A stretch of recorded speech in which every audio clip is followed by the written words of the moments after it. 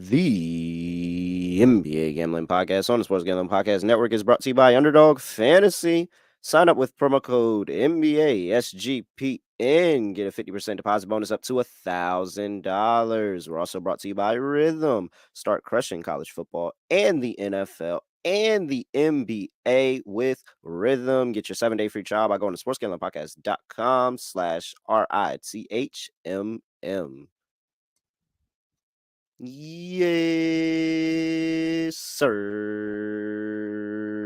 We are back with another edition of the NBA Gambling Podcast on the Sports Gambling Podcast Network. You know me, know the voice, know the guy. It's me, really real, villain real. Terrell Furman Jr. here at your service.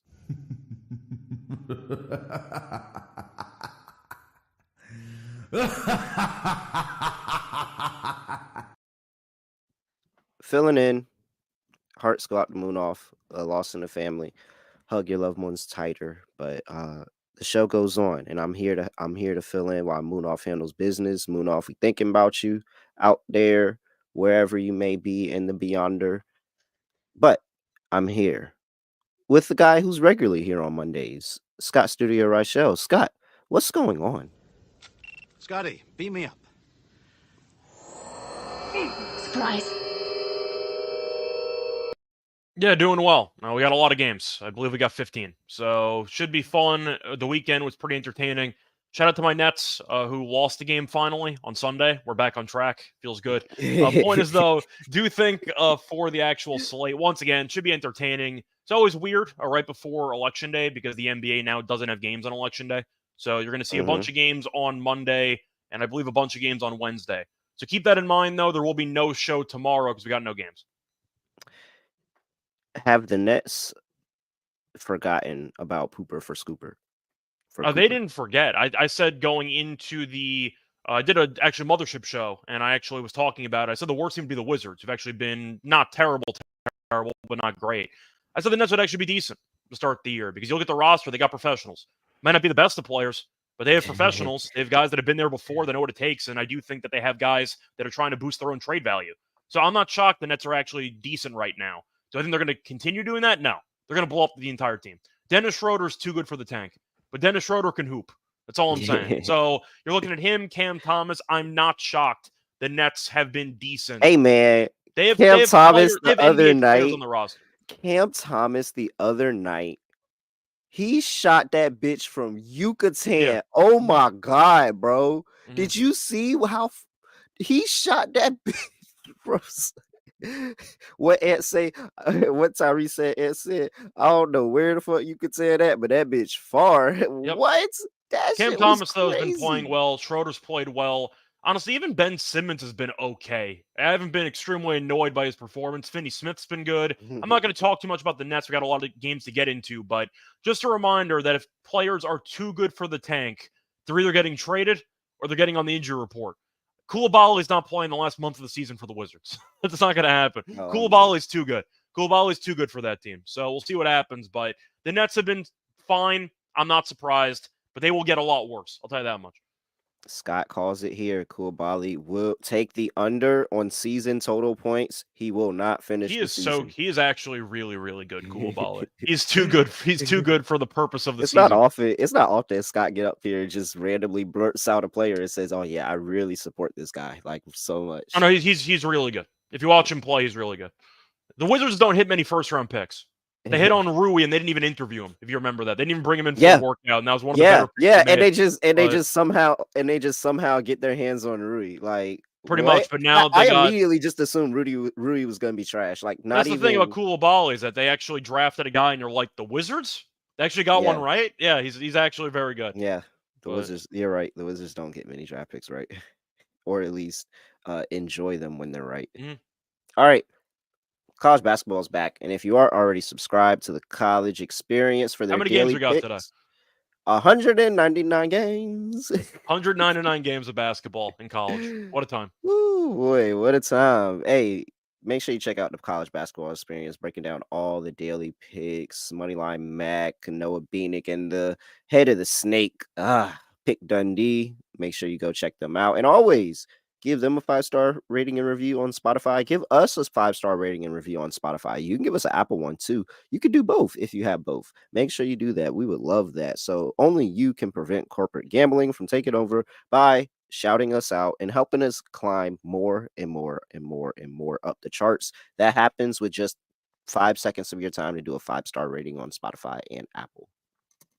All right. Let's go ahead, Scott. Also, the underrated thing that I don't think a lot of people noticed about this slate, the NBA shotgun started us all the way down. Every 15 minutes, Scott, from 7 p.m. East Coast to 10:30 p.m. East Coast, a game tips off. Yeah. Do you feel like there should be more than one game on at the same time? Because the only televised game at 7 o'clock is the Bucks Cavs on NBA TV. Yeah, and then they shotgun start you. The next is 15. I don't know, man. I get the I'm argument actually, is you don't want to compete with Monday Night Football. I get it, but I and feel then we like you get to could watch the end of every game. Yeah. Well, Like, none of them are on TV, but you can find ways to watch them. Shout out to the but viewer ratings for the it'll NBA never be being 2 down. games. Well, I mean, unless the pace could. But Yeah. for the most part, we should be able to catch, like, on one screen the end of every game as you have, or the other screen another game, whatever. Like, I don't know. I'm really interested in this. I have Well, not seen them shotgun start this the whole slate. I like the concept, but I do feel like, once again, shout out to Adam Silver and the NBA, who have had really atrocious TV ratings. Probably because we're going to be watching a lot of these games and only 2 of them are on TV. You can do the math in your own head. 2 of them are on TV. I'll give you a hint, though. It's not League Pass related. I'll tell you that much. But what is that? $99? I'm not paying for, or like whatever. I'm not paying for League Pass. Yeah. League Pass it's like $100 for the season. I have it. I have a superstition with League Pass where, if I bet on a team, I have to watch that team Oh no, stream. I'm watching the games I'm betting on. I'm just not using League Yeah. Pass. You can Oh, connect no, the no. dots between the 2. Yeah, no. The But Russians are definitely helping you out there. I don't even speak Russian, but I know how to navigate the site. So that counts. The Milwaukee Bucks are on the road going to play the Cleveland Cavaliers. Cavs looks like it opened up laying 5. They're currently laying 7. 230 is the total. They just played this game the other day in Milwaukee. Was this the Great game. last game? Yeah, it was. Yeah, this was the last game for both teams. So this is the second game of a little back-to-back home and home series for the two. No, this was both of these was in. Yeah, that was in Milwaukee. So home and home series. All right. Injury report here. We got a game time decision on Giannis and Pat Connaughton. Beauchamp Middleton out. Cavs. We got a game time decision on LeVert, Bates, Strus, Tyson out. This Cavs team's really, really good. Yeah, they are. So disrespectful. Was that the Bucks? Was that the Bucks moment? Do they have a moment? Their moment's going to be when Doc Rivers gets fired. But let's be real. This team is a mess. I would love for him to get fired in a quicker amount of time this season than Adrian Griffin. Yeah, Griffin had a winning run. But then, like, who's your other option? Darvin Ham? Like, realistically, they would probably promote like Terry Stotts. Oh yeah. But if you're asking me, what I think, Terry Stotts coach since Portland, right? Yeah, but he's been like involved with the organization for a couple of years at this point. But you're just looking at the overall matchup here. The Cavs are the better team, obviously, but they just went down to the wire. That was basically a buzzer beater by Donovan Mitchell, and now they're laying 7.5 at home. Milwaukee's a mess. They can't guard anybody. I know Lillard had a 40-piece last game. He's an absolute traffic cone on defense. He can't guard anybody. Despite what he thinks about his own defense, he's a complete pushover. He can't guard anyone. Giannis is putting up good numbers, but Doc Rivers with this team is just not working. You're looking at the overall core. I know Middleton's still injured. What else is new? The issue is this team was too loyal. You hear a lot about sports in general. I'm not going to get into too much of a rant, but you hear a lot of teams being, not loyal enough. They're going to get rid of guys. This is the alternative. You keep a bunch of guys for way too long and your team sucks. Like, it's just how it goes. Brook Lopez isn't the same defensive player he used to be. Middleton's never healthy. You're looking at Giannis, who, of course, is the main guy you got to build around, but he traded away Drew Holiday. You traded away the one you shouldn't. Pretty much, and you ended up getting Lillard who can't guard anybody. So the Bucks kept everybody around, hoping they would be able to bring back the glory days. They're called the glory days for a reason. They're in the past. The team's not very good. That's the thing about the old days. The old days. Yeah, pretty much. Shout out to the Wire. But you get what I'm trying to say. I just think the Bucks aren't very good. I understand it's a lot of points. I might just take. It's an immediate rematch though, and the game did end up landing like 227. Do I like the under in this game? Like, I feel like we got a pretty good It's the offensive back to game. back. It's the back to back angle. We The got a good deja vu offensive game the angle. first time around, though. Dame had 41. Giannis had a great game. David Yeah. Mitchell played well, and the game still went under. This total feels a bit high to me. I'll go with the under. Yeah. No, I mean, I think that they got so much good production from Giannis and Dame that it can go under. It's under 230 is not a bad play. I Yeah, I'm with you. I think we just say bump the back to back angle. The Bucks really just blew that game. Like they just kind of really blew that game, and that was the game that they got up for this Cleveland team. Now this is the one where Cleveland adjusts and they just run them out the gym. Like Kenny Atkinson's a great coach. Like As a I've Nets fan, I always saw it. yeah, like we all knew Kenny Atkinson was a good coach, and he got fired from the Nets job probably prematurely. He Durant didn't know he goes was a good coach. and then he goes and he's sitting on Golden State's bench, being a great coach, denying jobs until the right opportunity came around. And that was this Cavs team. And now we're seeing it. Like we're seeing it. They're undefeated still, 7 games into the season, undefeated.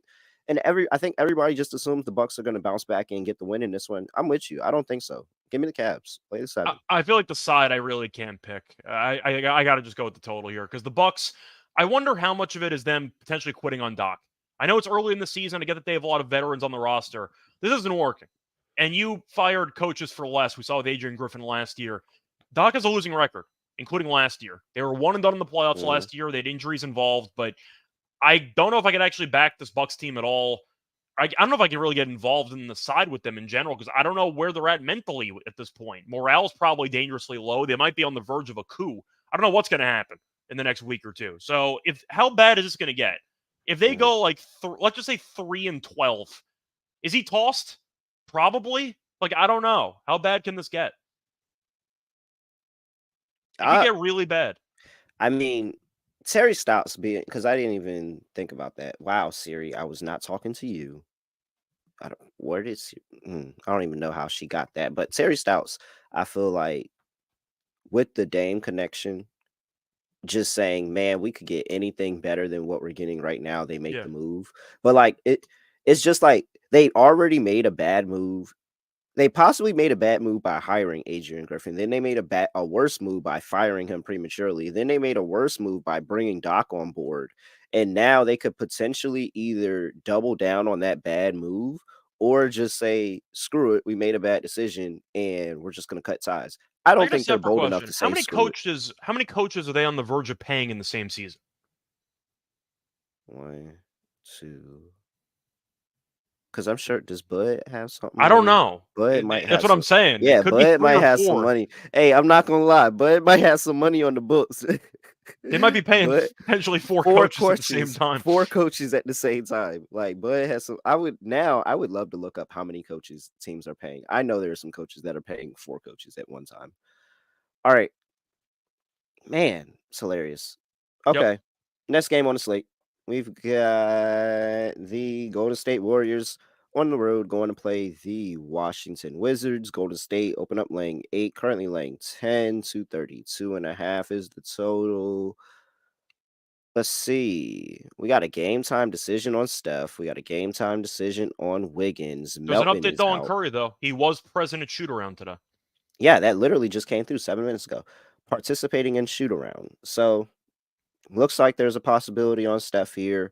We've got Bagley, a game time decision. No Kuzma, no Brogdon. All right. No Brogdon? I'm shocked. Really? No Brogdon? Damn. He said he's really excited to play for this Wizards team too, to play back home and play for them. No, I'm happy that he's back home. They just traded Avdia for a first round pick and an injured player. I think he's still excited to play for him because he hasn't yet. Yeah, no, that's true too.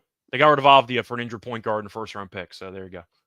But Avdia's still real good too. That's the crazy thing. He has not been doing that great in Portland, but separate story. Point is, the Wizards have been, for the most part, really bad.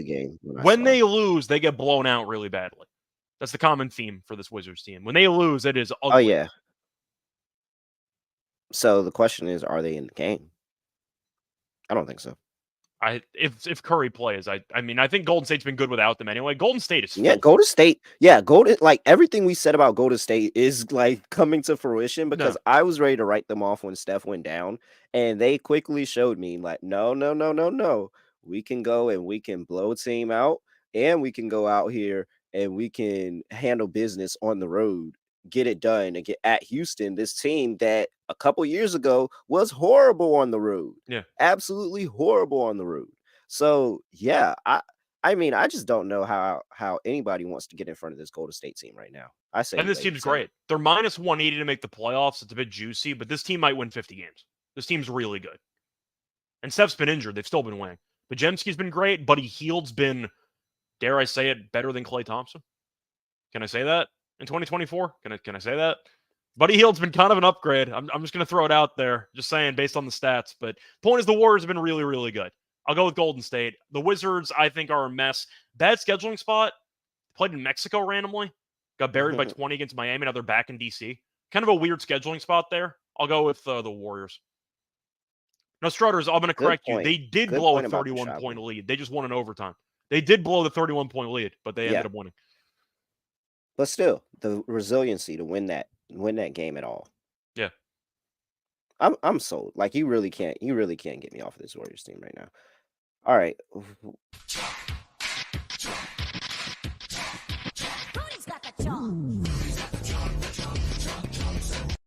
Scott, it just moved to 10.5. That means Curry's probably playing. Said it. So. Literally, as we said it, it there moved to 10.5. I mean,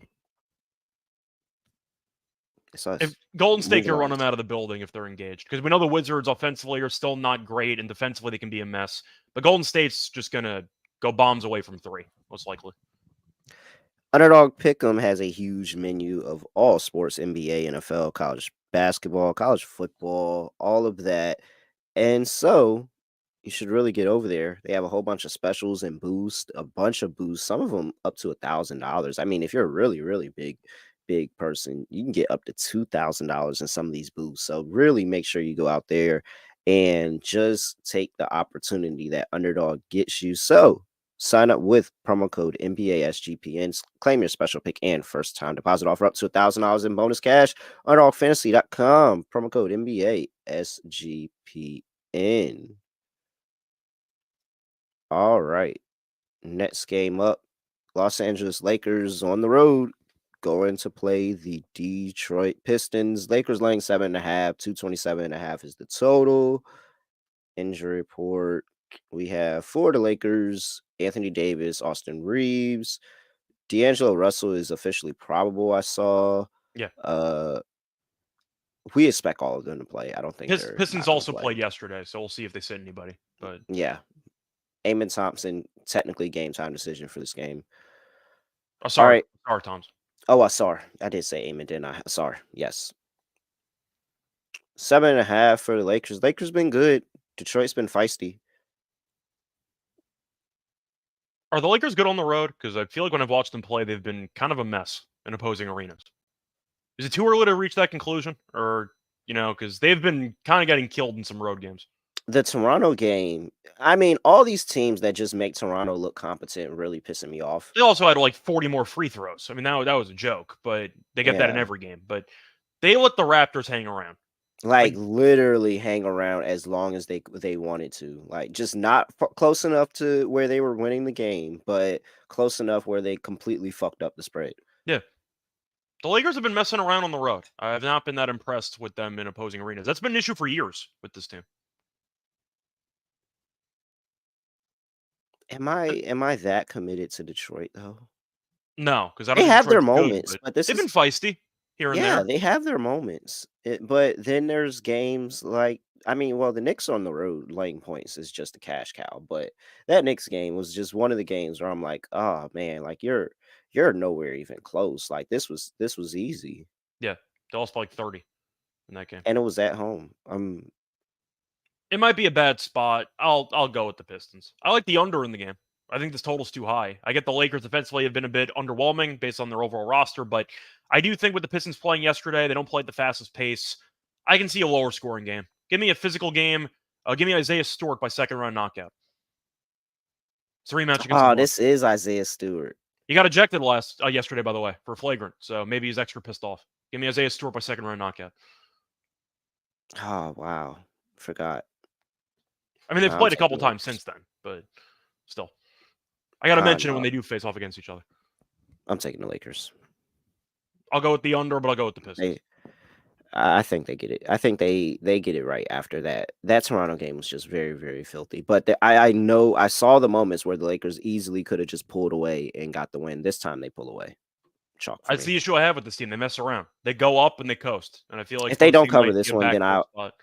if they don't cover this one, then I'll never do it on the road again. It's kind of a This will be stand. my last I mentioned it a couple episodes ago, the Lakers being on the road and the Cavs killed them. Mhm. I'm going to wait to see if the Lakers actually show up for a road game because I'm still kind of waiting on it. All right. Slightly like the over. Okay. Tilt to the over. Okay. Boston Fine. Celtics on the road going to play the Atlanta Hawks.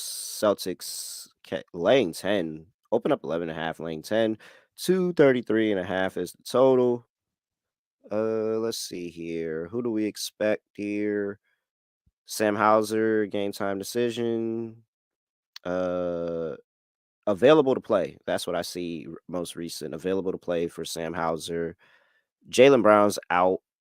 Porzingis out, of course. Okongwu, game time decision. DeAndre Hunter's a game time decision. Let me see if there's an update on that one. I just always assume that questionable DeAndre Hunter means he's not playing.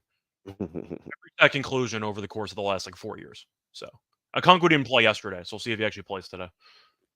Let's see. Yeah, that's pretty much it. Everything else is the same. Cody Zeller is a game time decision. Bogdanovich is out, as you know. All right. Isn't it always a hell game when the Celtics play the Hawks? Yeah. It always turns into one, whether they're up 30 in the first half or whether it's a close game throughout. The game's always somewhat competitive. I like The the Hawks over. beat them back-to-back last year. Yeah, they came back from 30 down, and DeJounte hit a couple of shots there late. But I'm going to go with the over in this game. The Hawks did play yesterday. They ended up beating the Pelicans comfortably. They can't guard anybody. This is over in that one, too. They are currently, Scott, 7-0. It wouldn't shock me because every game feels like it's in the 240s. So I'll go with the over. Boston might hit 25 threes in this game. It would not shock me if they pulled the game against the Knicks again and they just decided to go bombs away here. I see a bunch of threes. Atlanta can't guard anybody. Just give me the over. Scott, do you know Atlanta's 1-6 against the spread? Yeah, they're terrible at covering numbers. Scott, this team can't cover the spread. I have their win total. This is multiple seasons of this last team. year too. They were the worst of all time. Yes, and it's still going on. They're 1-6 against the spread. What the fuck? Yeah, they can't cover to save their lives. Yo. I think the one came yesterday. Their first cover was yesterday. Yeah. The first cover was yesterday, Scott. And it's because Zion was out. Herb Jones was out. CJ was out. Trey Murphy was out. That's 4 of the core players for the freaking Pelicans were out. And that's the one game that they win and cover. I mean, that they cover.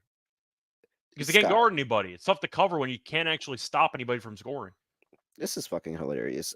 We gotta lay it with Boston, man. Just lay it with Boston. I'm just on the over, but if you want to, but I will admit, the Hawks have covered the last 3 games versus Boston. They have. If you want to throw in a Tatum 35 piece or 40 piece, have some fun with it.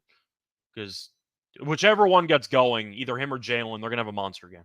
Yeah, actually, forget it. Don't lay it. Take the Hawks. You're telling me through all of that, the worst covering season of all time, they still managed to cover. They still managed to cover the last 3 and win 2 outright against the. No, fuck that. Lay the Hawks. Take the points with the Hawks. Sprinkle on the money line. The Hawks are somewhat going to be in this game for some reason. And Jaylen I'm just Brown's on out. the over until Atlanta goes under in a game. I'm going to just keep taking the overs. Yeah, no, absolutely hammer the over. But yeah, absolutely. Fuck no. Through all of that, Boston still lost 2 games to this team. And they were both in Atlanta, and this game's in Atlanta. Strutters corrected me. Jaylen Brown's out, so Tatum is probably going to end up. I did say out. 35. Yeah, my bad. I didn't before, so that was my bad. Oh, okay. Yeah. All right. Take the Hawks.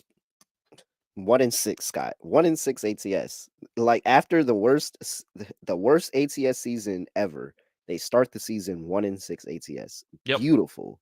And the one beautiful, like absolutely beautiful. Oh, I can't wait to fade the Hawks again. Quinn Snyder is we have Mike D'Antoni at home. That's who Quinn Snyder is. Yeah. He's just bootleg Mike D'Antoni, and nobody talks about it.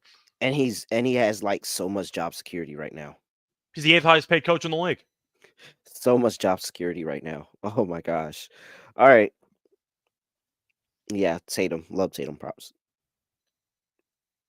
The Memphis Grizzlies are on the road going to play their nemesis, the Brooklyn Nets. Revenge game. It says this line opened up at 4.5. It's currently at 5. I saw it at 5.5. I will admit, I saw it at 5.5 at one point. So there was buyback down to 5. 225.5 is the total.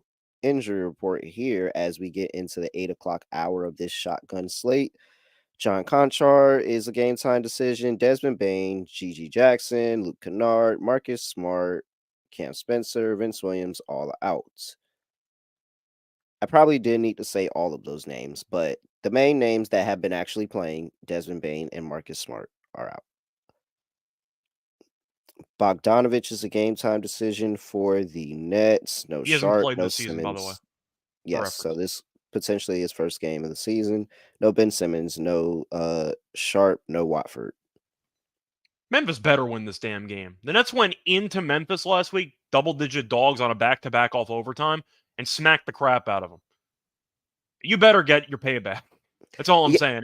If you're even half serious, I'm somewhat getting to the point of I don't trust Memphis. I only trust 12.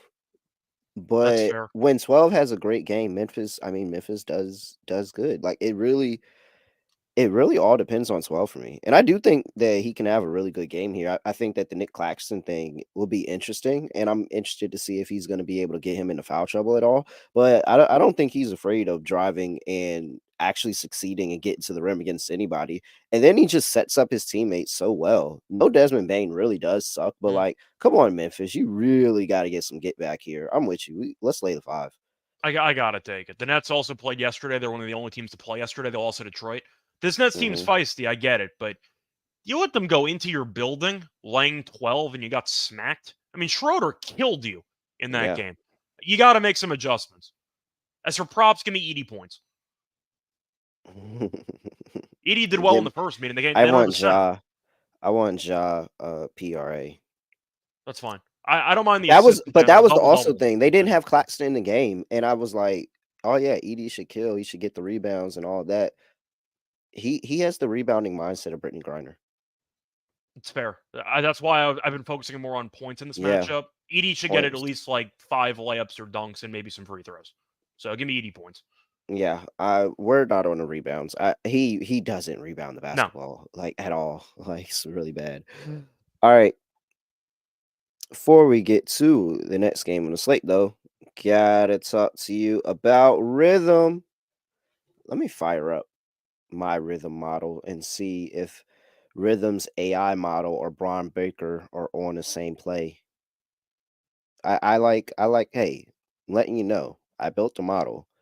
Braun Breaker is the name of the model. Okay. It's got, it's exactly what Braun Breaker is. High offense, high defense, and an unlimited motor. Tempo all the way up. It's been pretty good, Scott. I'm not gonna lie. We're currently firing at 66% on the model plays. So we're doing pretty good here. Let's look here and see if the model uh-oh. Do we got a play? Do we have a play? I've No, used we Rhythm don't. a lot for props. I think their props Oh yeah, are the very props. solid. Oh, the NFL props are great too. Yeah, so let's see here. What do we like? What do we like? What do we like? Oh, Braun Breaker. Braun Breaker. Loving the under 230.5 on the Bucks and Cavs game. I mean, the model says the model's calling for 228, Scott. That's a couple points there. All right, let's go. What's the win probability? 56% win probability for the under 230.5 for the Cavs and Bucks. Shout out to Braun Breaker for giving us that great play. Make sure you can get that, do your own research, and get a whole bunch of other plays and create your own models over there at Rhythm. Get a 7-day free trial by going to sportsgamblingpodcast.com/rhythm. That's sportsgamblingpodcast.com/rhythm. Scott, I just would like to say again, Braun Breaker has been on it this season. Yeah. So I think we should make sure we get a bet in on that under. We already did kind of like the under, but Braun Breaker just solidified it. All right. Let's see here. We also BetUS, bet the best in business with BetUS. Been around for more than 30 years. You can easily deposit using cryptocurrency and get lightning fast payouts.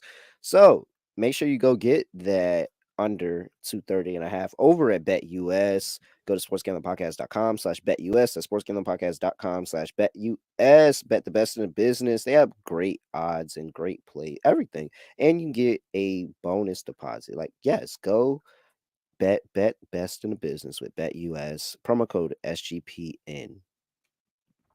All right. Next game up, Miami Heat at home. Scott, this line was Heat as much as Heat -3, I saw personally. And now it's all the way over to Sacramento laying 1. The Heat is a 1-point dog at home. 224 is the total. Scott, that total's been as high as 226. I've seen it for myself. And now it's down to 224. Injury report here for these two teams. And we have for the Miami Heat, Kevin Huerter's game time decision. That's all that really matters there. And I mean, that's for this Kings. For the Miami Heat, there's nothing. What? Scott, how many times do it this is an Oh, equinox. no, with There's not with many line times. moves like this, usually you're expecting Butler to sit, Bam to sit, people to sit. But now this line moved with a favorite switching of like 4 points overnight. Well, I will say 15 minutes ago, the injury report did change, and it says Hemiakes Jr. is now questionable with an illness. He must have let me not say that, but he had a little bit too much fun visiting Mexico. He Oh, must have had too much okay. fun visiting Mexico. That's hilarious. So Hawkins Jr. has this big line move. No. Unless the argument is he didn't party alone. Kevin Hurt just come out literally a second ago. Kevin Hurt left shoot around early with an illness. Okay. So he's questionable. This is a legit questionable for Herter. I don't understand the line move. I don't either. But I'm really iffy because I don't know who these two teams are. Like the Raptors just got that win. Like they actually just got that win against the Kings at home. And I get it was Vince Carter night and Drake is shading DeMar DeRozan on the broadcast and all of that. But How do you like, lose a feud to Kendrick and DeMar DeRozan in the same season? In the same year? How does that happen? DeMar DeRozan's really kicking his ass right He now. really is. He The said Debo post, he kicked his ass. I'm assuming you know what I'm talking about. yeah, on Instagram. Yeah. And then it was like when they asked him in the pregame too, and it was like, "Hey, did you hear that Drake said he would pull your banner down if they gave you one in Just tie Toronto?" up And he's there. like, It's a long way "Yeah, to climb. he's got a long way to climb to pull it down." Pretty much. Yeah, Like Drake's just been getting destroyed. he's just getting ethered. Like Yeah, Drake's he just really getting is. ethered. He really needs just to I don't know something else. All right, yeah, I don't know who Toronto is. I really don't want to. I guess just give me the Heat are technically a dog, so just give me the Heat at home. But the play for me, I don't know why the total dropped. I think I'm still gonna play it. Give me the over. Sacramento's been giving up points on the road, man. Any game that they're competitive in, they give up points. Like any Mhm. team that has a pulse, they give up points. I mean, it's why I like the Kings win total under because they give up about 120 points with them trying defensively. They can't stop anybody, so they're gonna have a hard time winning. I think I am gonna back the line move, not because I am just immediately assuming somebody knows something, but the fact is, I said before with the Wizards game, not the greatest scheduling spot. You play a random game in Mexico, and you're going back to your regular, location. Yeah. Bit weird, play an altitude there in Mexico, and now suddenly you have to go back. I am wondering if it's like a weird scheduling spot that might impact Miami. Maybe they come out flat. Maybe that's why the line moved. I don't know. Maybe it has something to do with the actual Mexico game in there. I'll go with the Kings. I think it'll be close, but maybe that could be based on fatigue, jet lag, a couple of reasons maybe. But 4 points is crazy. It's a crazy move with no injuries. No offense to Jaime Jaquez. So I'll go with the Kings -1.5. Oh man. All right. I like Jimmy Butler over on the PRA. I don't think anybody can guard him on this Kings team. I think he's just going to abuse them. And To be fair, I don't think the Kings can guard anybody. So I think Rozier might have a good game too. oh, Bam might have a good game. Duncan Robinson might have a good game. You know, you name the entire roster if you want to. They might have a good game. Funny as shit. And you took the Kings. Yeah, I did. I'm not gonna bet. I'm not gonna bet the game.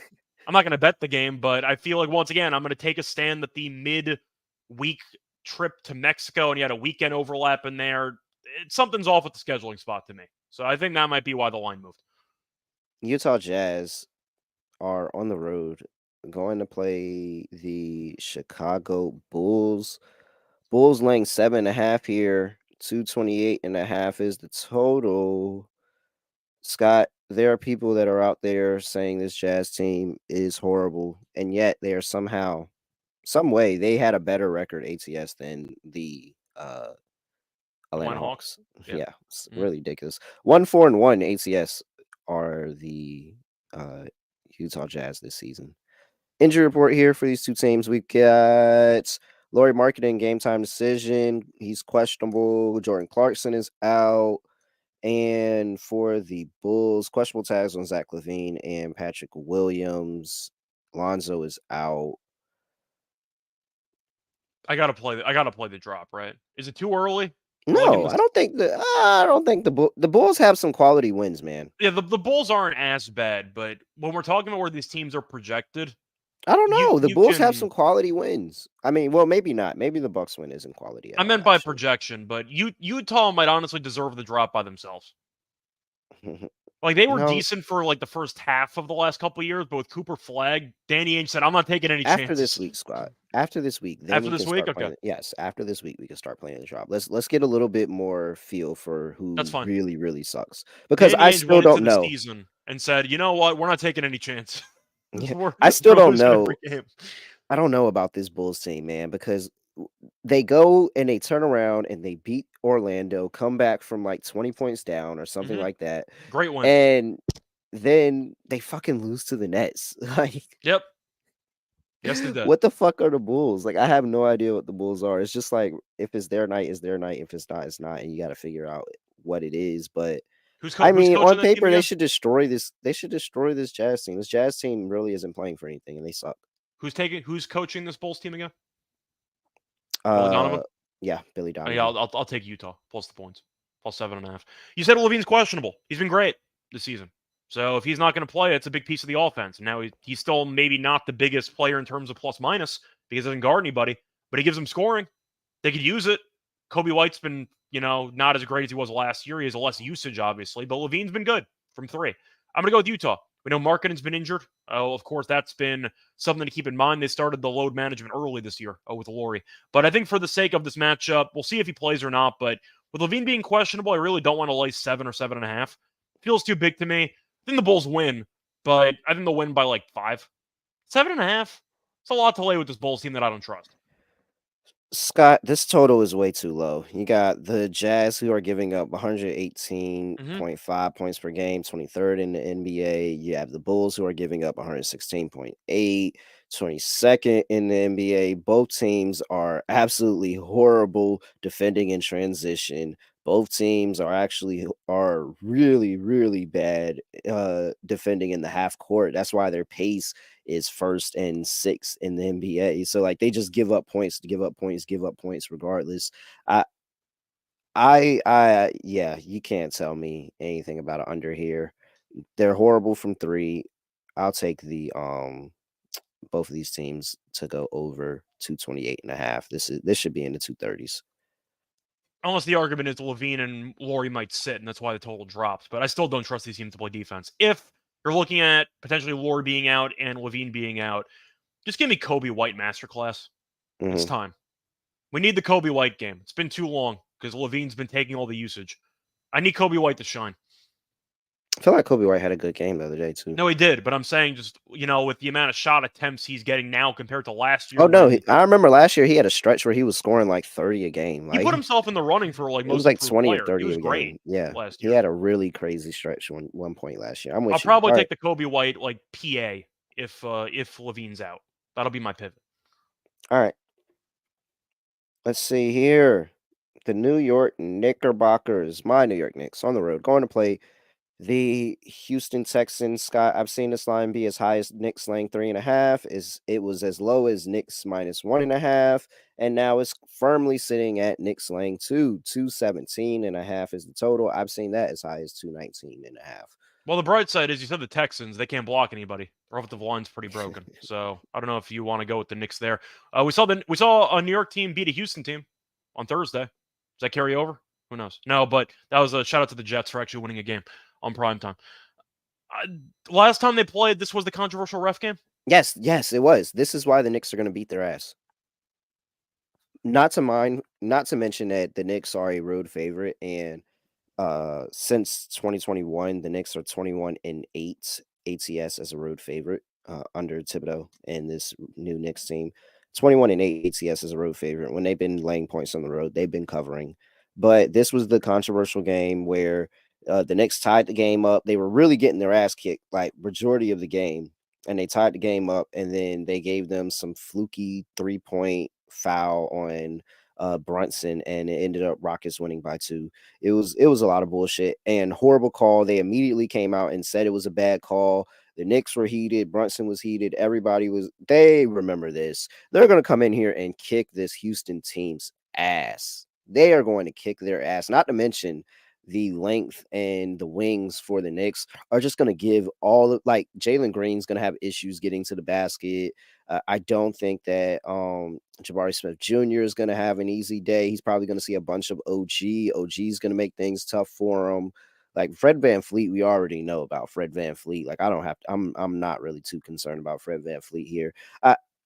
I think Houston is going to struggle to find offense, and where they will have some good defensive moments, the Knicks are just going to make more shots, and they're just going to be better. And they have Jalen Brunson on one side, and I think that Cat is going to kill Şengün today. Like, there's nothing not telling me the Knicks aren't going to destroy the Rockets today. I'm with you. I think returning to the building, maybe it doesn't matter with some because you have new teammates, but I do think that they're going to look back and go, we should have won that game last year. Maybe that carries over. But I do think that the Knicks are the better team. Houston, it's weird to evaluate their last game because on one hand, they came back from 31 down. They lost anyway, but they came back from 31 down. On the other hand, why the hell are you down 31 points at home? That's probably not a good sign for your team in general, but I think Şengün's going to have problems. The pick and roll game with Brunson and Cat, the switches that Şengün's going to have to deal with in this matchup are going to be ugly for him defensively. I'll go with the Knicks as well. They're the better team. I think Houston's fine. They're not great, but I think that the Knicks are starting to figure it out a bit. So I'll go with the Knicks. All right. Totals And that's one thing Luis mentioned, by the way. The Rockets were laying 3.5. They were down 31 points at home as 3.5-point favorites. Probably not a great sign. Just saying. yeah. And Knicks have rest. They're coming off an overtime game. And they're I'm good. solid. I'm solid on the Knicks today. You lost to Two, Cleveland, a game that you were winning. It turns out Cleveland's really good. And you lost to Boston. They're 217 also and a really good. half. I like the under. Let's go under 217.5. I prefer Rockets team total under. I think the Knicks can actually generate some offense. I think that Houston might get claimed. Okay. I like it. All right. Give me Brunson and Cat props today. Yep. Let's see here. The Charlotte Hornets. Actually, I'm kind of tempted by a Şengün under rebounds. I just think that it's a lot of bodies that are Might gonna be a be foul fighting for trouble game for rebounds. Şengün. Yeah. All right. The Charlotte Hornets are on the road going to play the Minnesota Timberwolves. Timberwolves laying 9.5 here. 226.5 is the total. Injury report here. As we get into the 9 o'clock hour on our shotgun start, Brandon Miller, game time decision.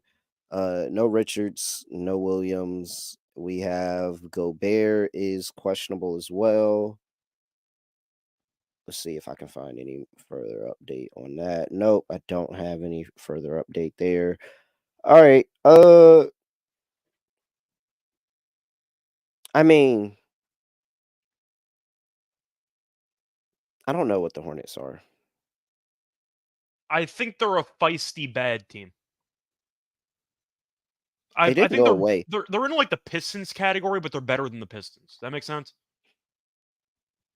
Yeah. I'm not laying this. I'm taking the points. I don't know how Minnesota's good 1 in Minnesota is. 5. Yeah, Minnesota's 1 in 5 ATS. Minnesota had a comeback win against Denver. They were getting killed in that game. They were down 10 with like 4 minutes to go. They came back and won. Then I'm not surprised they no-showed the game against the Spurs. It was the game after they beat Denver. They no-showed that entirely. So I don't think Minnesota's that great. They're fine. We knew going in, though, the season was going to be a bit of a transition year because they traded away Cat. They got Julius Randle. They got DiVincenzo. They're going to have to work it out. They've been fine, but they're not good ATS. I see them winning. Don't mind the 1-10 if you want to go for margin. Give me a Memphis win. Give me a Minnesota win by like 6.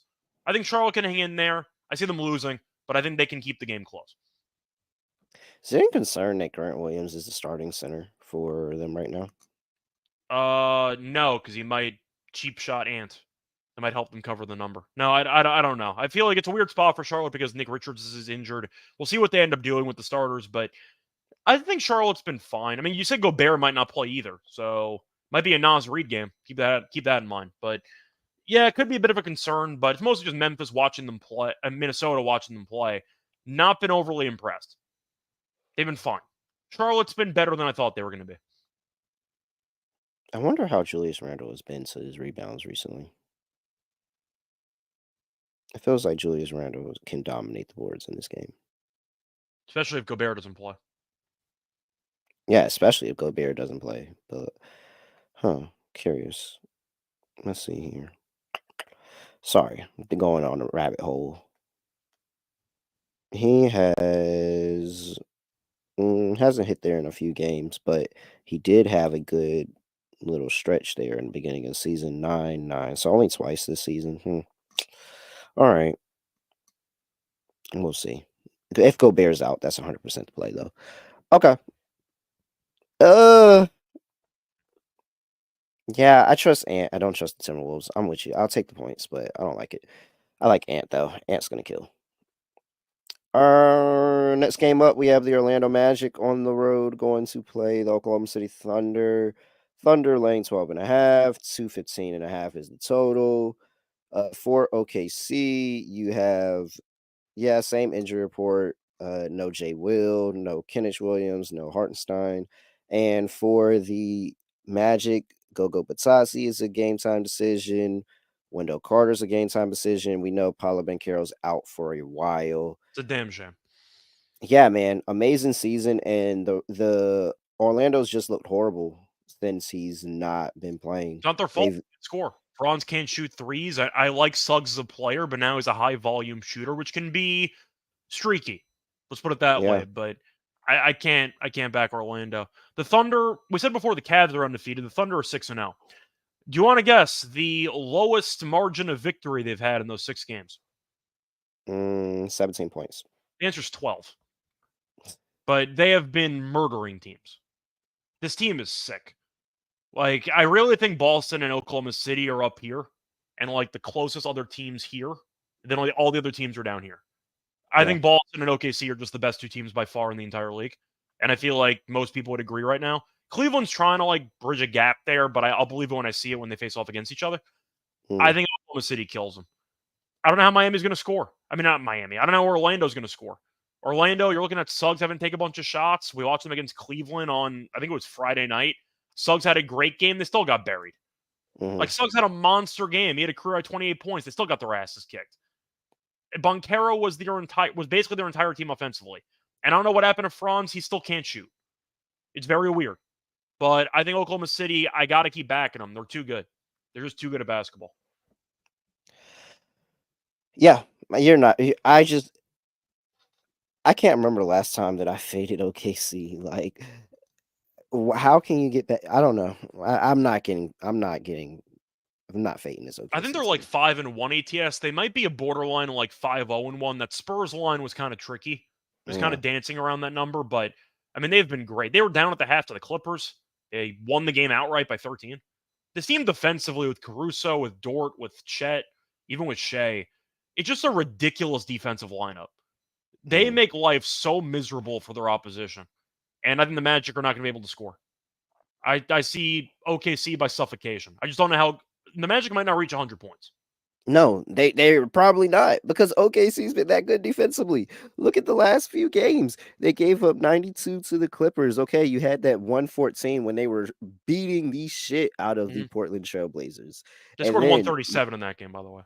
yes, you have 93 to San Antonio. Atlanta's offense could only get to 104. Yeah. 95 points to the Bulls. Like, this team is just sick, yo. They're Yeah. all right. Under if you need a total play for this game. A Magic team total under. I don't see them getting to 100. Yeah, I agree with the Magic team total I under. feel bad. Orlando's like a good team, and now they're just screwed. It is what it is. Sucks. All right. Portland Trailblazers on the road going to play the New Orleans Pelicans. Pelicans are laying 2.5 at home to the Trailblazers. 220.5 is the total injury report, and we have Sharp Thibault still out for the Trailblazers, but Robert Williams is questionable, Scott. Believe it or not. Lord of the time. Yeah. All right. For the Pelicans, we have Zion Williamson, game time decision. He did not play yesterday. And you know that Herb Jones, CJ McCullough, Trey Murphy, DeJounte Murphy are all out for extended time.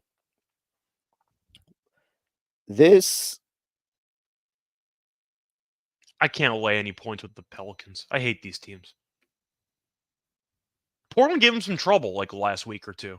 They were pretty competitive. They were on the road. I think that, but this is really like they're missing 4 of their 6 core players. Is Zion playing today? Because I know he sat yesterday, so I don't know if he's going to play. If Zion plays, I'll take the Pelicans. If Zion doesn't play, then I'll take Portland. It's easy. That's completely fair. For me, the Pelicans, I think Willie Green is an unserious head coach. Yes, they're extremely injured, but I don't know what the hell they're doing. Like, watching them from a game-to-game basis, I don't know what is happening with this team because they get buried by Golden State twice in a row with no Steph. Then they have a couple other games. They can't guard anybody. They beat the Hawks by like 20. Or no, the Hawks beat them by like 20. I don't know what the hell the Pelicans are doing. Like, this team's just an absolute psycho team. I can't lay points with them. I can't. Portland might not be good, but at least they can give you some, I'd say, scoring. Like, I think they can match, potentially, the Pelicans offensively for a game. But New Orleans is just unserious. It gets smacked by Atlanta by 20. Like, I don't know what Willie Green and this team are even doing. I'll go with Portland. I just on principle can't lay this with New Orleans. I can't do it. Yeah, I'm with you. I understand. I will not be betting this game, but I might have a bet on Jordan Hawkins though. I love that guy. I think the threes are live today. He was shooting out the gym yesterday. He just couldn't hit anything. Trailblazers. I loved him at UConn. Also very unserious. UConn players, very good basketball players. I like Ayton rebounds. I like Missy as their new center for New Orleans, but Ayton did a great job rebounding the season in general, but especially against New Orleans. Is he being serious? Is this when Ayton wants to play basketball?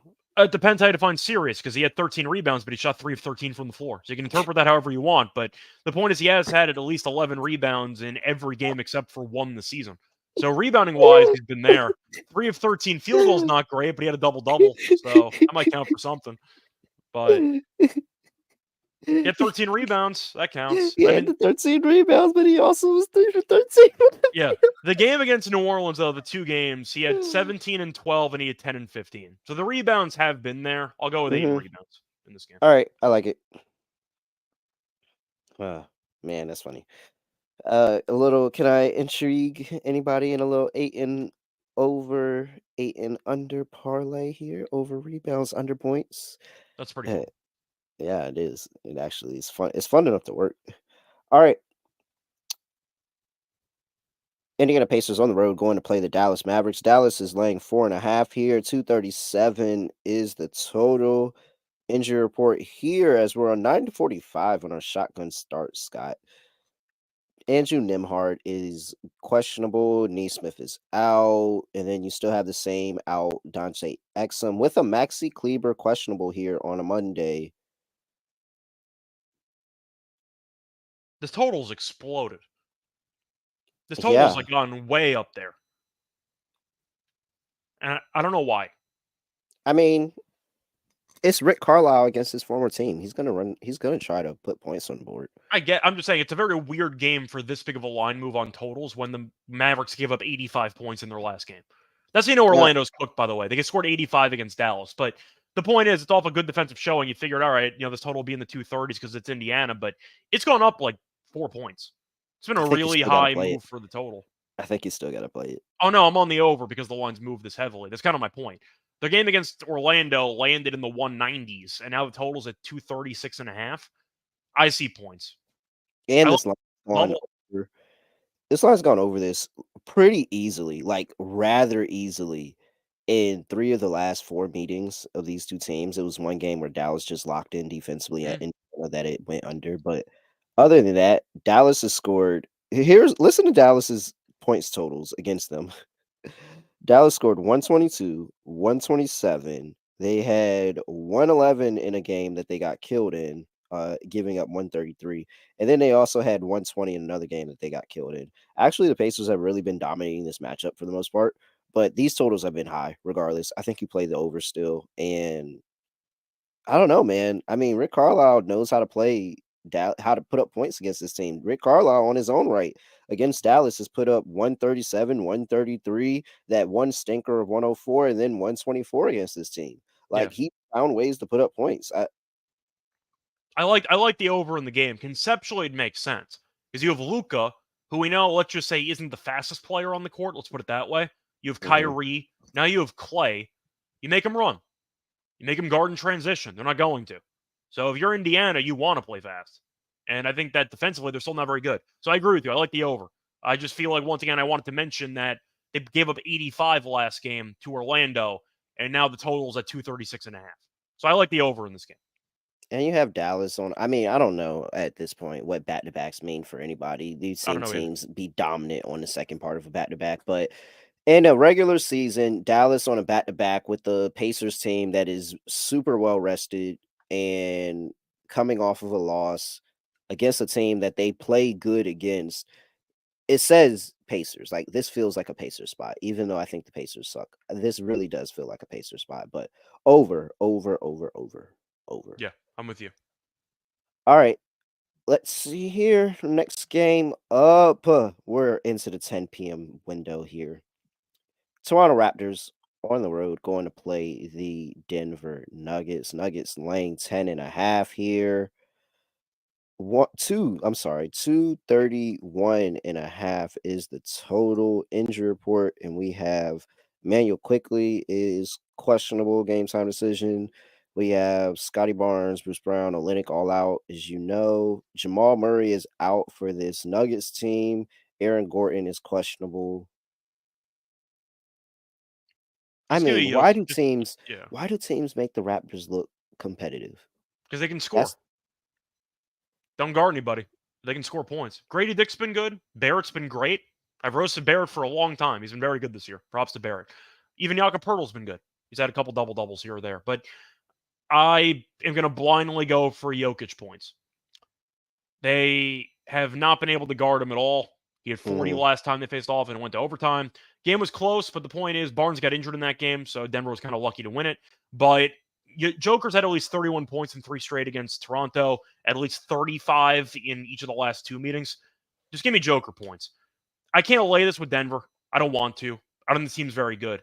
But they've been winning games lately, so props to them. Joker started scoring a lot more because he needs to. I'm going to go with Joker points, and that's it. Scott, the Toronto Raptors 6-1 ATS this Yeah, season. they don't 6 win and games. fucking 1. They don't win games, but they're 6 fun. and fucking 1 ATS this season. They're a I fun, bad mean, team.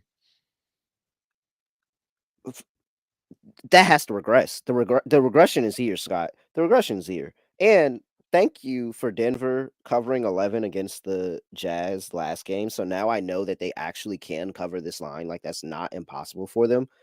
Oh, no fucking way. No fucking way Toronto makes this a game twice. Lay the points with Denver. I'm going chalk there. But over. You hammer the over here. Neither one of these two teams play defense. They're actually really bad. Yeah, but if you actually wanted a separate prop, so once again, Joker 30 plus, I feel good about. If you wanted to go for another player on Toronto that I actually like for points, I like Jakob Poeltl. I like his points in this game because he's actually done very well against Denver. Looking at the last couple games against Denver, I mean, he had 16 in the last meeting. So I think that he can have a decent game. His points are at 14.5, though, so I'm not exactly sold on that number, but I think he could have a solid game. I like the PR. It's at 25.5. He had 19 rebounds against Joker in the overtime game. 16 points, 19 rebounds. Give me a Poeltl on his over PR at 25.5. That number feels very low. Back in Poeltl, back in Jokic today. I like it. Only thing that concerns me about Poeltl is if Jokic gets him into foul trouble today, but that's the only thing. We know Joker never goes to the line anyway, so it's fine. The Philadelphia 76ers are on the road going to play the Phoenix Suns. Suns laying 7, 223.5 is the total. This is the debut of Paul George, for whatever that's worth at this point. No Ball Embiid, game time decision on Bradley Beal. I mean, I'm hesitant to think that this is just a spot where the Suns just kick their ass. Like what I really do think the Suns should just kick their ass. Like I don't think Philly has it right now. I think they need Joel Embiid, and they're going to be extremely inconsistent. And over the course of the few games, what was it? One win was against Indiana. There's nothing that says that that says the 76ers should be in this game. I think we go Suns. I'm going to take I think I'm going to take the points. Really? Oh my gosh, Scott. The thing is, this is kind of an eye test thing, but watching the Suns play, they're 5-1. They got rid of Vogel. They replaced him with Budenholzer, of course, and they've been winning games. But I swear the eye test tells me that they're the exact same team as last year. Okay, wait, but I see it. I understand. But in their defense, those teams are way better than the 76ers. Oh, no, you're not wrong. I'm just saying a lot of their games are very close. Portland was a close game. They blew a massive lead there late, and they had to hold on to win. The Clippers game was dicey. They trailed for a decent portion of that game. They had 15 straight shots in the third quarter.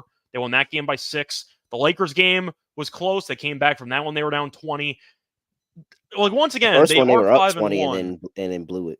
They're 5-1, but 4 of their 5 wins have been by less than 7 points. Like, they are in a dogfight every night. I swear the eye test tells me they're the exact same team. They're just winning these games instead of losing them. But you're looking at them play, and a lot of their games come down to the wire. Like, a lot of them. I think Phoenix wins. I think it's close. Give me Phoenix by 4. But I'm telling you, like, laying 7.5 is one thing, but people are going to look at the record. If you have a hard time of blowing teams out, they faced off against bad teams. They haven't blown any of them out. Like, I feel like Phoenix, once again, is a team that gets the job done with wins, but not by margin. And I think that Paul George maybe provides a spark. I'll go with the Sixers plus the points. Is it me, or does the eye test also say the same thing? Because I swear I see the same fourth quarter possessions of just nothingness, and it looks like Vogel's still coaching the team. I do understand the fourth quarter struggles. I do. I guess I'm just hoping that they're up 20 already. It's But fair. we've seen this I just don't want to lay we've this. seen this team blow leads. I get it. Maybe a Phoenix Suns could first half. cover. Maybe Phoenix a could Suns cover. first half, They though. should win the game. But watching them play, I really don't feel comfortable laying 7.5 with this team. So I'm not going to bother. Hold on. Let's see here. Let's get this page loaded. All right, Suns in the first half, at least straight up, are 4-2 against the spread. They're 3-3. 76ers 0-5 in the first half of games, and they are sporting a 1-4 ATS record for the full game. I'll take the Suns in the first half to at least get their lead, and then I'm not going to worry about the fourth quarter as well with you. I think that is a very viable concern. It does get dicey late in games with Phoenix. I'm still laying it, though, because I think this team is horrible, and it would just be hilarious for them to get killed in PG's first game. Yeah. But, all right. The Spurs are on the road going to play the Clippers. Clippers laying 4 here. 214.5 is the total. injury report for the Spurs. Vassell's still out, Trey Jones out, but you also have Pop, who is out. He have health issues, and so he is not going to be coaching this game. I forgot who they said there was coaching. Hold on, I got it right here. Mitch Johnson. Mitch Johnson is expected to be the interim head coach for an indefinite amount of time. So hope Pop is okay. And it looks like it's a new regime going on in San Antonio for the foreseeable future. For the Clippers, we have same people, Bamba, Kawhi out. I want to ask you about a trend or something that I've noticed because I tweeted about it. But you mentioned the first half numbers for Philly. Can you pull up the first half numbers for the Clippers and compare it to the full game? Give me a second. That screen is loading. I'm pretty sure the Clippers are just an unbelievable first half team. The Clippers are currently 4-2 ATS in the first half, 3-3 for the season in the full game. Do you have these straight up in the first half? Straight up, they are 4-2, and they are 2-4, as you know, for the season. So straight up, they're 4-2, which would make sense because they've been a dog in majority of them. Yeah, so I think what I'm going to do here is something I'm experimenting with. I actually like the Spurs to win this game. You could argue maybe it's going to be a game to get up for Pop, maybe, but I think that in general, the Clippers aren't good. I think this team is arguably better than we thought they were going to be, but I said before, they get exposed every fourth quarter. I've been roasting Ty Lue on Twitter almost every game because every game follows the same script. They're up double digits, something goes wrong, they get blown out in the second half. It's the same thing every game. So I think one thing I might actually experiment with the Spurs in this game, which I mentioned before, I might try the comeback approach. Spurs to trail by 10 and win the game, plus 600. If you want to go for Clippers first half, Spurs full game. I don't mind that too. But the Clippers are punting games in the second half. Give me the Spurs to trail by 10 and win the game at plus 600. What are your thoughts on that angle?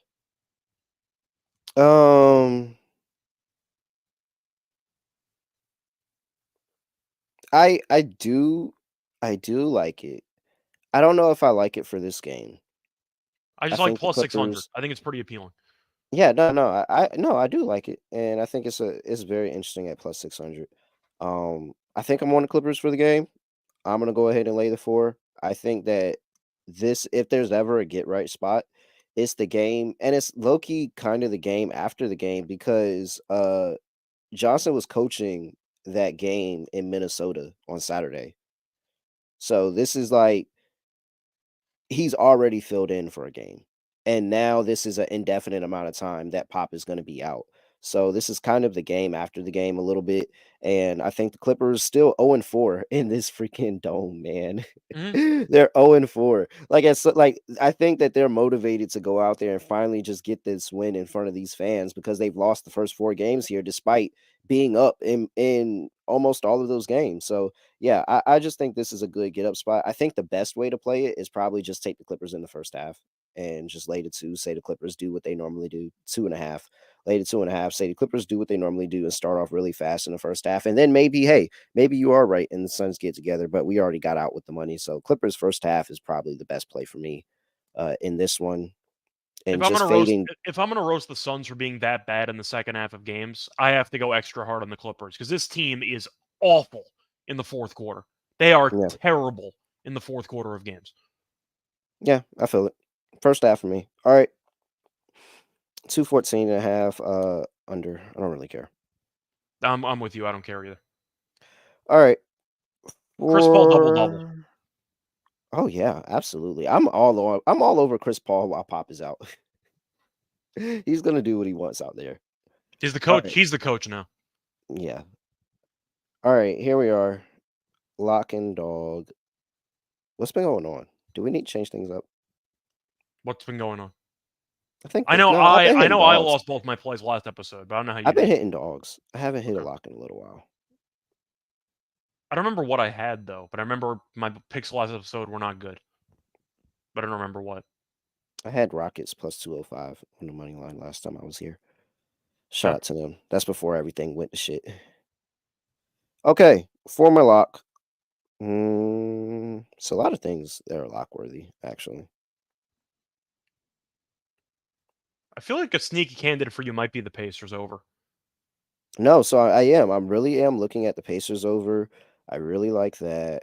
I do really like the Knicks. I really like the Clippers first half. And the Spurs have been horrible in the first half this season. Yep. Have they? Oh no. They haven't been like terrible, but the 3 and Clippers have 3. been really good in the first half. No, I'm not gonna do it. I'm probably gonna end up betting that. I'm not gonna lie. I am. I'm gonna just go back to what I was thinking. Give me the over in the Bulls and the Jazz game. Over Okay. 228.5. I mean, those two teams are bad defensively, and you're putting two bad defensive teams back in an environment together. I mean, even if Levine doesn't play, I think we're still going to get, like you said, a big Kobe White game.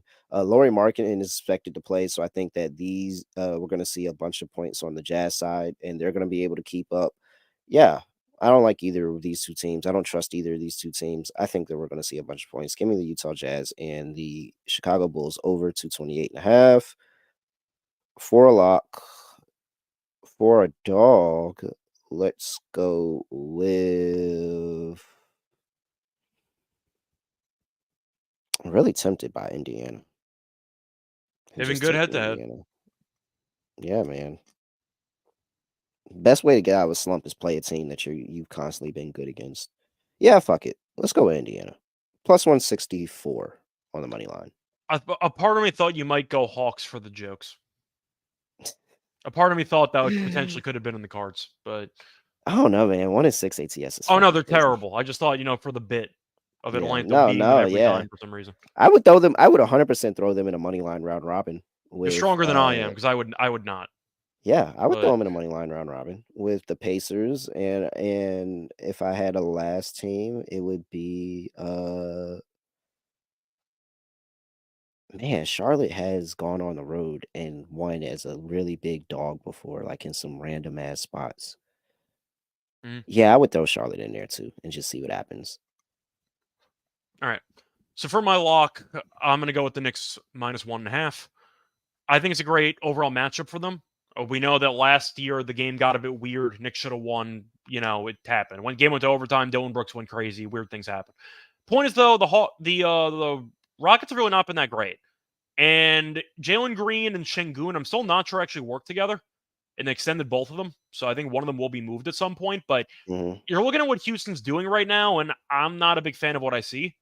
They have a lot of mouths to feed on the team. Even the bench guys, they have a lot of guys that think that they should be getting more minutes, and it kind of seems to be a chemistry issue right now. But the Knicks have played well. They've been on the road the last couple games. They beat Miami. They look good there. They had a blowout win in their last game against Detroit. They haven't played since, I believe it was Friday night. So they've had some extra prep time. I like how they match up. I think Cat's going to be a problem for Şengün to deal with. They have a lot of wing defenders for Jalen Green. No offense to Dylan Brooks, but I'm not scared of him. So I think that you're looking at the Rockets having some offensive issues in this matchup. But Brunson and Cat in the pick and roll should destroy Şengün. Just based on the matchup. Give me the Knicks. They've played well. Once again, they lost to the Cavs and they lost to the Celtics. Okay. I can live with that. Like, those are two really good teams. That's fine. I'll go with the Knicks minus 1.5 as my lock. For my dog, you know what? I called it out. I'm going to stick with it. Give me the Celtics. The line already moved. I mean, the line already moved on the Spurs. I mean, it's still 550. I'll do it. Give me the Spurs to trail by 10 and to win the game at plus 550. It was 6-1 about a minute ago, and apparently I've shifted lines already. So be careful. Point is though, Spurs to trail by 10 and win the game at plus 550. I think it's a great deal. I think the Clippers get up early, they choke again, and I think the Spurs get the job done late. That's my dog. I'm going to keep fading them at home until they win a home game. So yeah, I'll go with the Spurs once again, plus 550. All right, I'm I swinging for it. love it. Let's go for it. Let's go for it. I love it. All right, Underdog. Let's do that and get out of here because I gotta lock into the Juju show. Okay. Uh, very, very, very soon. Going off on the 4 Letter Network. If anybody else wants to lock into the Juju show too. All right, Aiton. Are we going to start there? I want the rebounds. I don't want Mr. 3 for 13. I'll take the rebounds. What's that, a 10.5? Yep. 0.93. Do you want It's to give fine. Juice 9.3 is 8? not bad. Okay, we'll give Juice 8. We'll give Juice It's 8. like a -1, like, third. That's fine. All right. Hmm. What's next? Where else do we? I mean, I just think 12 should just murder Brooklyn for what they did. I like his assists in every game. It feels like Ja's a double-double basically every time he's on the court. That's 0.932. Let's take points and assists. All right, that's fine. Where What's is that that at? number at? Oh, wait. They might not have it. Oh, 30.5. That's fine. Cool. What's that? 21 and 10? Yeah, give or Yeah. take. Or you can go for Yeah. like 25 and 6, and you're Yeah. fine. I like it. I like So that's it. All right. fine. And then you want to do Chris Paul? You want to go assist? Oh, hell yeah. He's So, he's the coach now. hold on. Close all these games. Thought about Luka triple-double, by the way, but I ended up not choosing it as my runner-up dog play. All right, let's use the search bar. Chris Paul, where are you at? There we go. Chris Paul, we said that we want 8.5 is 1.07 spicy. What's the double-double at? We can get 9.5 assists at 1.4x. Double is at 2.24x. I mean, that's just a fun time. Yeah, I'm in. All right, we're in. DeAndre Ayton, higher 10.5 rebounds. Ja Morant, higher 30.5 points and assists. And Chris Paul, double. 2.2x spicy. That's going to get us 12.49x. Oh, yeah. 100%. Make sure you get in on Underdog Fantasy. $100 gets you $1,249. Let me use that promo code NBA SGPN. NBA SGPN. I do like Luka triple double as well. I think there's Plus 550, which is massive. wow. What would a Luka triple double And Pacers and money line pay? Because I was already building it before you even started talking. It's 14-1 on FanDuel. I got to check what it is on other books, but I was actually yeah. already building that before you even started talking about it. Holy shit, Scott. You are a madman. I knew. You are a madman. All right. So I'm gonna keep this one on Underdog. Luka triple double, Chris Paul double. Do we throw Jokic in there as well just for kicks? No, because Toronto's done a good job of actually limiting his assists. They've been letting him go for 40, basically. So we can get Luka and Chris Paul. Double for Chris Paul, triple double for Luka. 27x. It's a fun time. Yeah. Sounds good to me. That sounds amazing to me, Scott. I feel like we should make that one the official one. Yeah, that the other one is a good one, and we'll keep that one. But I think this should be the official one. We'll do both.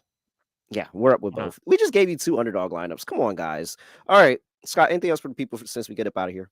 Not really. A reminder: no games tomorrow, so it is what it is. Point is though, That's why we enjoy the gave you 2. NBA, enjoy college basketball, and yeah, let's make some money. All right. With that, I have nothing else to say, nothing else to do. No other way of ending the podcast. Just gonna end like this. We are out of here.